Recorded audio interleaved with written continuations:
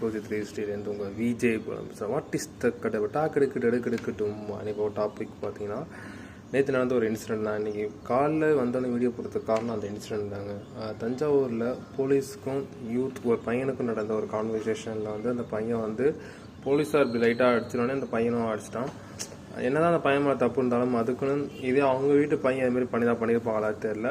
என்னதான் இருந்தாலும் சரி போலீஸுக்கு மரியாதை கொடுக்கும், தப்பு மன்னிச்சிடலாம். அதுக்குன்னு போயிட்டு அவருக்கு கடுமையான தண்டனை கொடுக்குற தப்பு. அந்த நேற்றுக்கு அந்த நியூஸ்லாம் காலைல வந்துட்டுருக்கு. அதை பற்றி 6 பிரிவில் வழக்கு போட்டிருக்காங்கன்னு. அதை தாண்டி இப்போ அந்த பையன் எப்படி இருக்கான், என்ன பண்ணுறான்னு யாருக்கும் தெரியாது. இப்போ என்ன பண்ணுறாங்க, என்ன அடிக்கிறாங்களா என்னன்னே தெரியாது. பாவம் அந்த பையன். ஏதாச்சும் கடவுள் தான் அந்த பையனை காப்பாற்றும். தெரிஞ்சு மன்னிச்சு விட்டுட்டு, ஏன்னா அந்த பையனுக்கு ஒரு பெரிய ஃபியூச்சர் இருக்குது. அதனால் இந்த ஈகோலாம் வச்சு எதுவும் பண்ணாமல் இந்த அதிகாரம்ங்கிறது வந்து மிடில் கிளாஸ் பீப்புளுக்கு தான் வந்து அதிகமாக பண்ணுவாங்க. இது பெரிய இடத்து பையனாக இருந்தால் ஜஸ்ட் லைக் தட்னு விட்டுருப்பாங்க. சின்ன இடத்து பையனுக்கு இவ்வளோ திம்மரா அப்படின்னு சொல்லிட்டு ஒரு விஷயம் ஒன்று இருக்குது. எனக்கு தெரிஞ்சு என்ன நடக்க போகுதுன்னு தெரில.